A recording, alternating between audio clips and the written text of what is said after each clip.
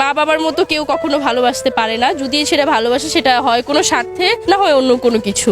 So দুজনই ভালোবাসে। একজন সন্তানের কাছে বাবা ও মা কি?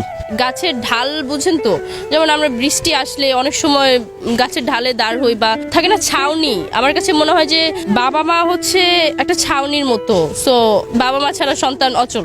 বাবা মা দুজনেই কি আছেন? আলহামদুলিল্লাহ, এটা আমি গর্ব করে বলতে পারি, আমার আব্বু আম্মু দুইজনই বেঁচে আছে।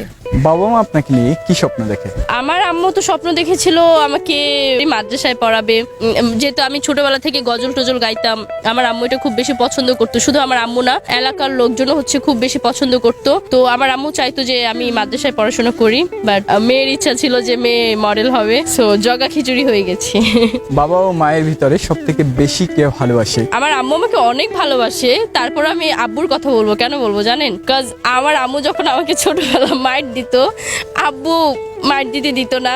আব্বু সবসময় আম্মুর সাথে ঝগড়া করতো যে কেন ওদেরকে কেন মারো, ব্যথা পাবে না, হ্যান ত্যান, মানে অনেক ইয়া। আর আব্বু তখন আগলে রাখতো। কিন্তু যতদিন যাচ্ছে বুঝতে পারছি যে মায়ের ওইটাই ছিল ভালোবাসা। মা বাবার মতো কেউ কখনো ভালোবাসতে পারে না, যদি সেটা ভালোবাসে সেটা হয় কোনো স্বার্থে, না হয় অন্য কোনো কিছু। সো দুজনই ভালোবাসে।